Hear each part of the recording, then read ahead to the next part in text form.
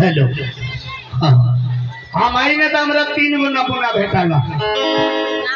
स्टेटवा पर जब चढ़ी ने तो 3 गो नमूना भेटाला।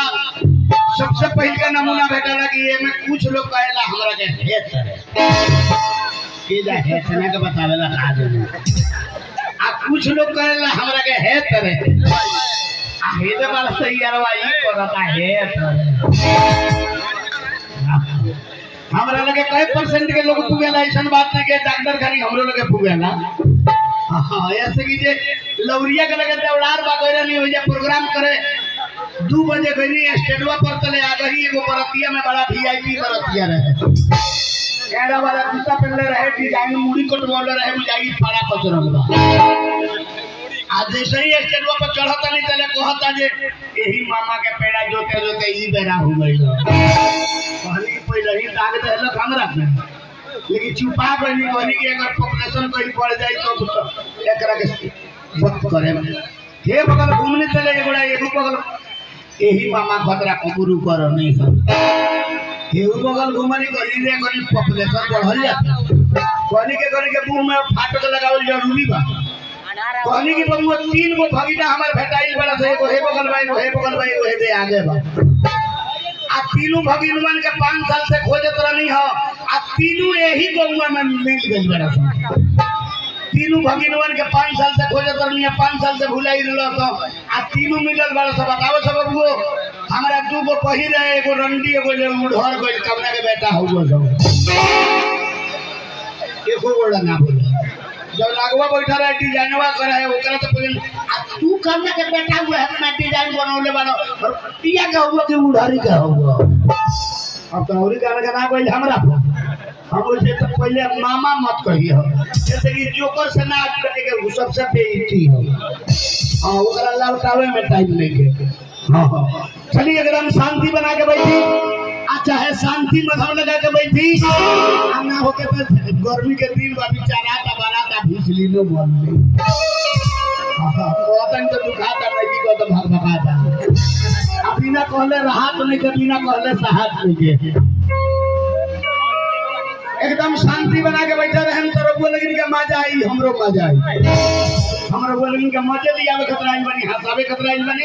इतना ना हंसा देन कि रघुआ अंदर के बीमारी भगा दे हंसला से सबसे बड़ा फायदा फेफड़ा बड़ा होला हंसला से फेफड़ा बड़ा होला आ इतना ना हंसा देन कि रघुआ अंदर के बुझी की बीमारी साफ कोरोना वायरस आपने की कोरोना वायरस बीमारी ना आई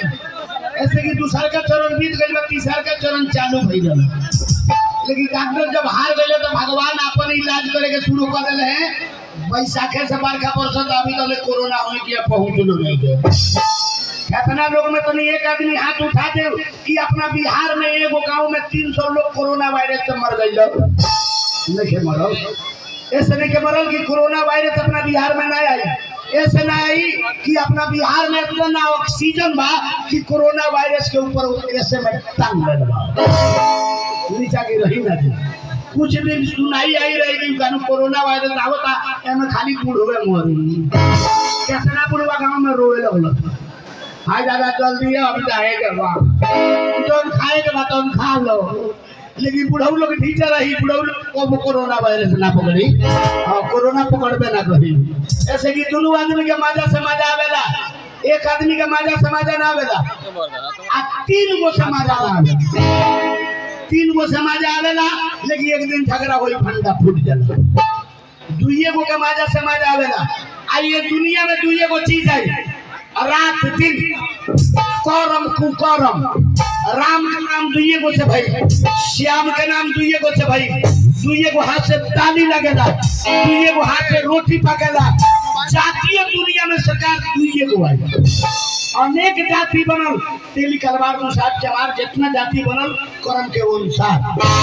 न तो जाति सरकार दुनिया में 2 गो आई बा, एगो मर्द एगो मेहरारू। आ 2 गो के माजा समझो वाला, ना तो 1 गो के माजा आवे, एक को आई कहता करो माजा सुबह को जाए। तो हमने के दोनों आदमी के माजा लेबे के बा, रउआ लगी हंसत रहे हिलत रहे, तो हमरो बुझाई कि 3 बीघा खेती भइल बा, फसल लहला करता। एगो गांव में बियाह होत रहे, एगो गांव में बियाह होत रहे। ओमे बेटा पक्ष के पंडित जी रहले आ बेटिया पक्ष के पंडित जी रहले। बेटिया पक्ष के पंडित जी सोवट पाइप पहनले रहले आ बेटा पक्ष के पंडित जी धोती कुर्ता पहनले रहले।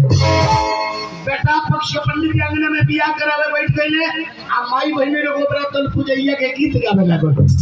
दल पूजैया के गीत कौन है? सारा लोग जाने ला, ओकर नाम ना जाने ला। जब हम गायन तो पूजाएगी, ये दल पूजैया के गीत है। माई बहने लोग दल पूजैया के गीत गावता। पत्नी जी बियाह करावे बैठल बने, देखी कैसे बियाह होता, कैसे कार्यक्रम बढ़ता, आ कैसे माई बहने लोग दल पूजैया के गीत गावता। वाह वाह।